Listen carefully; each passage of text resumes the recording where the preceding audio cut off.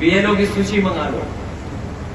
BLO में ये देख लो कि इसमें कोई पीडीए परिवार का तो नहीं है, और अगर पीडीए परिवार का है तो उसे सूची से बाहर कर दो। फिर उससे ऊपर वाले अधिकारी देखे गए कि अधिकारी और कौन कौन है। जब उन्होंने उसकी भी सूची मंगा ली, उसमें भी पूरा सफाया कर दिया पीडीए के परिवार का, तब उन्होंने चुनाव की तारीख घोषित की। लेकिन बीजेपी के लोग इन्हें भूल रहे हैं। अभी तो हम लोगों ने उन्हें उत्तर प्रदेश में हराया है, इंडिया गठबंधन ने और पीडीए ने मिलकर के 36 सीटें प्लस 7 43 सीटें हार गए। और इन्हीं कार्यकर्ताओं को अगर पता होता कि हम लोग 43 सीटें जीतने जा रहे हैं, 43 सीटें जीतने जा रहे हैं, तो हो सकता था यहाँ का कार्यकर्ता एकजुट होकर के हमें 60 से ज्यादा भी लोकसभा जिताता।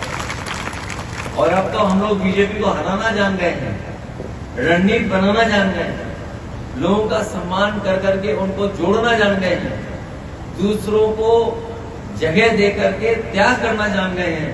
तो देख लेना आप आने वाले समय में उत्तर प्रदेश में परिणाम, ऐसा परिणाम आएगा कि कभी बीजेपी ने सोचा नहीं होगा। हालांकि बीजेपी के लोग सो नहीं पा रहे जब से अयोध्या हारे। जब एक गड़बड़ सोते हैं तो उन्हें यूपी की याद आ जाती है कि यूपी में कैसे हार गए, और जैसे ही गड़बड़ दूसरी कर करके अयोध्या की याद आती तो फिर नहीं सो पाते। तो इतनी बड़ी हार हुई है यूपी से जिसकी वो अभी तक भरपाई नहीं कर पाए। इसीलिए पीडीए की काट ढूंढ रहे हैं, पीडीए की काट, कि ये पीडीए को कैसे काट दी जाए। हम अपने साथियों को कहना चाहते हैं पीडीए की लड़ाई वही पुरानी लड़ाई है, कोई ये नई लड़ाई नहीं है जो कभी डॉक्टर राममनोहर लोहिया या उनसे पहले बाबा साहब भीमराव अम्बेडकर, ज्योतिबा फूले या तमाम सामाजिक सुधार को आगे बढ़ाने वाले जितने भी हमारे नेता हैं, या नेताजी या डॉक्टर राममनोहर लोहिया, जिन्होंने जो रास्ता दिखाया वही पीडीए का रास्ता है, वही पीडीए की राह। जब हम लोग पीडीए की बात करते हैं तो बीजेपी के लोग घबराने लगे हैं और कार्ड ढूंढ करने के लिए कह रहे हैं कि हम भी पिछड़ा और दलित बनाएंगे। लेकिन हम अपने पीडीए परिवार के लोगों को कहना चाहते हैं ये केवल चुनाव के लिए उन्होंने नाम बढ़ाए हैं, लेकिन सच्चाई में वो उनको कुछ नहीं देना चाहते। पिछले 10 साल दिल्ली के और अभी तक उत्तर प्रदेश के सरकार ने जितना भेदभाव किया उसकी कोई कल्पना नहीं कर सकता। राजनीतिक तौर से भी भेदभाव किया है, समाज में भी हम लोगों के साथ भेदभाव किया है, अधिकारी गण होंगे वो जानते हुए भेदभाव किया है, और इतना अन्याय भी कभी नहीं हुआ होगा जितना अन्याय सरकार पर हुआ है। जो लोग सरकारी कर्मचारी होंगे या सरकार के आसपास काम करते होंगे वो जानते होंगे इतना भेदभाव कभी नहीं हुआ, इतना अपमानित भी कभी नहीं होना पड़ा। और हम लोगों ने ऐसे भी समय देखा, ऐसा मौके देखे जहां पर इन्होंने हर सीमा को लांघे तोड़ दिया।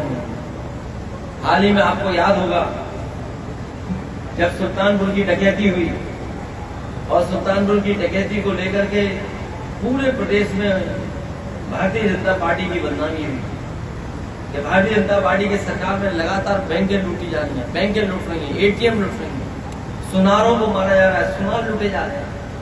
हम आपसे कहेंगे कि बड़ी जिम्मेदारी के साथ वो आंकड़े भी अगर आप निकालोगे तो अभी तक जितनी बैंक डकैतियां हुई हैं सबसे ज्यादा भारतीय जनता पार्टी की सरकार में। इसके साथ साथ हमारे सुनार या सोने का काम करने वाले कारोबारियों का सबसे ज्यादा हत्या अगर कभी हुई है तो भारतीय जनता पार्टी की सरकार में। जब वो जवाब नहीं दे पाए तो आपको याद होगा मंगेश यादव की इन्होंने हत्या करने का काम, और उस पर भी जब सवाल हम लोगों ने खड़े किए तो सोचिए सरकार ने क्या किया, बैलेंस करने के लिए एक छत्री को मार दिया। बताइए कहीं हत्या करके बैलेंस किया जा सकता है किसी?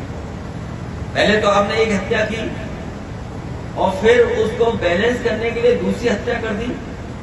इस सरकार ने मुठभेड़ के बहाने एक हत्या नहीं की है, 2-2 हत्याएं की हैं। और न केवल उत्तर प्रदेश बल्कि देश की जनता जानती है कि भारतीय जनता पार्टी न संविधान मानती, न कानून मानती और न ही लोकतंत्र पर भरोसा करने वाली पार्टी है। इसलिए जब कभी भी जनता को आने वाले समय में मौका मिलेगा, भारतीय जनता पार्टी को ये सबक सिखाने का काम